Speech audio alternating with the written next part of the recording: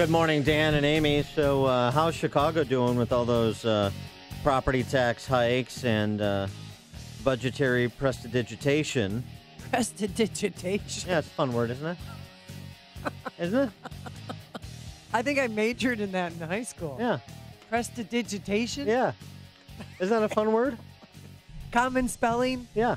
With the P. Prestidigitation, Yeah. 6 syllables. All right. So how's it going? Well, Truth in Accounting is releasing a new report on Chicago finances today. And a full disclosure, I'm on the board of Truth in Accounting, so factor that in however you see fit. Of course you are. Do you guys have a calendar out this year? Are you the month of May? Pin up, yeah. Yeah. Me and the Truth in accounting people are so hot. It's me in with green eye shades on and nothing else. But I just want to know, are they real? But the calculators are placed in different spots. Yeah, strategically. And that pocket protector you have, really, it's almost too much for a woman to handle. All right. So how is Chicago doing? Are we starting to climb back to something resembling fiscal viability? No. But for the details on this, we're pleased to be joined by our friend Sheila Weinberg. She, of course, the founder and CEO of Truth in Accounting. Sheila, thanks for joining us. Appreciate it. Thanks for having me on. I think prestidigitation, isn't it a sea animal or something like that? Yeah, it's a crustacean. See, even Sheila doesn't know what it means. A prestidigitation, Croatian, what? Yeah, artifice, sleight of hand, synonyms. Yeah, I'm right. going all Wolf Blitzer on you. I'm just giving you a string of synonyms. Yes, thank you. He is also on our calendar. Wolf Blitzer. He's June. Yeah. Oh, it's a spectacular photo of him. Yeah. He's at Starved Rock. Yeah. It's really well, we like to show off the sights of the features of Illinois as well. Okay, Sheila. Now to the hard numbers. Let's see. Chicago's got a $3.7 billion operating budget, $9.8 billion all funds spending plan that Tiny Dancer promulgated for the current fiscal year. So how they doing over there on the fifth floor?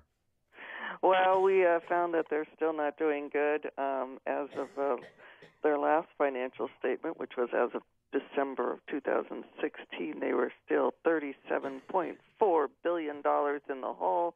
And to fix that, the mayor has raised taxes, but he would have to raise $41,700 per taxpayer to catch up to all the bills that they have accumulated, did not include in their balanced budget calculation, just to catch up. Okay, so we should all take out second mortgages on our home to pay the $41,700? Yes, and get the city back on a sound financial footing. Oh, sure, because then they'll stay on that sound financial footing, right, won't they?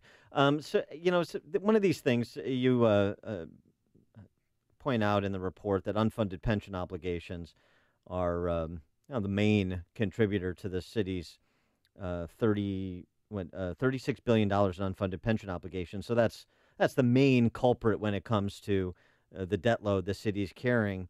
But people hear this. They hear $41.7 per every Chicago taxpayer, not even household, every Chicago taxpayer. $36 billion unfunded pension liabilities. But we've been hearing the doom and gloom for a long time. Nobody believes it's real. People believe we can continue to play this shell game and just kind of muddle forward. Are they wrong about that? Should they actually be concerned about this, or is this just stuff for the number crunchers? Well, I think, we experienced that with we are experiencing it with the state of Illinois, where, people have always asked us, well, what's going to happen with the city of Chicago or other jurisdictions we do our financial state of the government for. And we point to Illinois now, where they can't pay their bills. State workers and state retirees, if they want to go to the doctor, they have to pay up front because the doctors aren't going to wait for their bills. And the state's incurring tons of interest costs, and the city is doing the same. So they're just in a sinkhole that they're not. We don't see them coming out of in the near future. And do you see them making an effort to come out of it, or are those tax increases that you mentioned just going to kind of feed the beast, but sans any structural reforms that would change the trajectory of the city? Well, we always say, in order to fix these problems, you have to bring more money in or take less money out. On the surface, a tax, increase would bring more money in. I don't, know if I don't think they did very much of take less money out of the system. One of our major concerns is that the citizens, it's not just a numbers game. I know we are accountants and we love to focus on numbers, but it's not a numbers game. It's where the citizens out there have not been provided enough information to be knowledgeable participants in their government or when they vote. Okay. And that's how they like it. Right. Well, why can't our officials, whether they, state lawmakers, why can't they control their spending? I mean, does it come to a point where you wake up and you're like, you know what, I kind of have a problem here? I think it's a political thing where the citizens, unfortunately, as you say, aren't paying enough attention. They're not but they can't hold their elected officials accountable, because, the mayor every year is coming out saying, hey, I balanced the budget. But in 2014, according to their own numbers, they ran a $5 billion deficit. Ooh. In 2015, the mayor again came out, said, I balanced the budget. They ran a $5 billion deficit. And in 2016, he came out and said he balanced the budget, and they ran a $3.6 billion deficit. So let's be truthful with the citizens, so they can hold you accountable. Yeah, more leisure domain from the political class.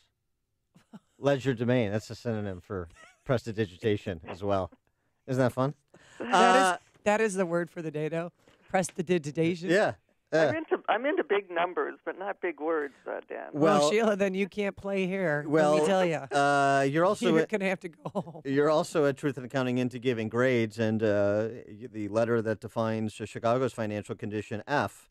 That's per the Truth in Accounting report. And so, talking about these numbers, the 36 and change $1 billion in unfunded pension and retiree health care benefit liabilities. And we mentioned the multi-billion-dollar deficits that are being run under the guise of balanced budgets. We talked about just that the operating budget is less than $4 billion a year. Is there any way back? I mean, can these unfunded obligations ever truly be paid down? That I cannot tell you. It looks impossible, and it probably is without some type of reform. The state Supreme Court put everybody in a huge box where you theoretically can't reform them, and so the only way you can do it is again. Raise taxes, bring more income in, or cut the size of government, and/or I would say you have to do both. It's and/or cut the size of government. But unfortunately, the citizens have not risen up and saying, "Hey, we need to do this." Well, I think the soda tax inspired many people who have just kind of sat on the sidelines to get involved because for some reason. That struck a chord with people, unlike anything I've ever seen, any other taxes I've seen.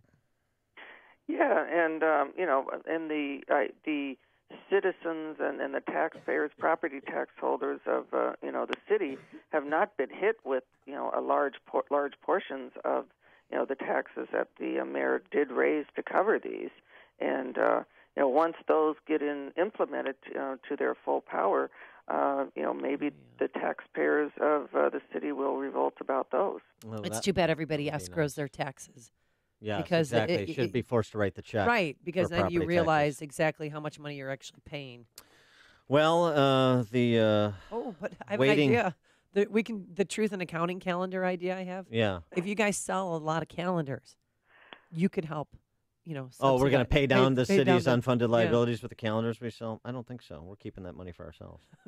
Yeah. Yeah, exactly. Dan wants to be on the cover this year. It's a lot of competition. We'll consider it, but right. We got other, we got other contenders, Making accounting sexy again. Truth in Accounting. She is Sheila Weinberg, founder and CEO of Truth in Accounting. Sheila, thanks for joining us. Appreciate it. Thanks for having me on, Dan. You're the best. And she joined us on our turnkey.pro answer line. It's